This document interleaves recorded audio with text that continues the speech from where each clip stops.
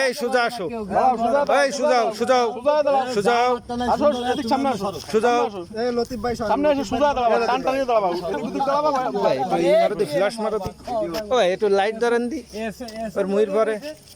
তোমার নাম কি? আমার নাম ইখলাস। তো এই হুইল চেয়ার কার? ওই হুইল চেয়ারটা ওই হুইল চেয়ার কার? হুইলচেয়ার ওই আমার দেবো মরে গেছে। না এই হুইল চেয়ারে কি তুমি ঘোরাফেরা করো? হ্যাঁ, তোমারে কি আমরা হুইল চেয়ারে পাইছি? হ্যাঁ। হ্যাঁ, আর তোমার আমরা হুইল চেয়ারে পাইছি, তাহলে তুমি চলো না, তাহলে চলে কিটা?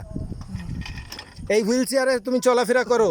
তুমি 6-7 মাস আগে একবার আসছিলা, সেই সময় কি তুমি এই হুইল চেয়ারে আসছিলা? আর একটা হুইল চেয়ার নিয়ে আসছিলা, এটা না, না। সেটা তোমার ব্যাটারিতে চলে, জি। তাই না? তাহলে তুমি কি এখন সুস্থ, জি। তাই না? ভাই গো আসসালামু তাহলে মানুষের এই ধরনের উল্টাপাল্টা কথা বলে মানুষের কাছ থেকে টাকা চাও কেন? আপনার এই অফিসের পিছনে হ্যাঁ? ব্রিজের পরে একটু আর চাবা না? তাহলে এতদিন যে চাইছো এটার কি হবে? এতদিন যাওয়া হয়েছে, আমার ভুল হয়ে গেছে। সবাই দেখো, এই হলো একজন প্রতারক। তোমরা সবাই সব জায়গা দেখবা, এ যে জায়গায় যাবে, কোনো জায়গায় যদি কোনো টাকা পয়সা চায়, এর সঙ্গে কেউ কোনো লেনদেন করবা না। কামলা না খাটলেও 500-600 টাকা পায়।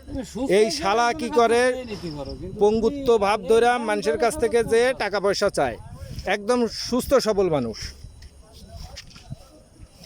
এ কিছু কয়, বলো আমি এইগুলো কতদিন ধরে করতেছি সেগুলো কয় সবাই রে। বলো বলো বলো।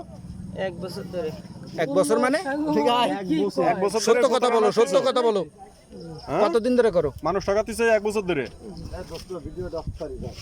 পকেটে কয়টা আছে? কোয়ানে গাটি মাটিতে কোয়ানে টাকাটাও আছে।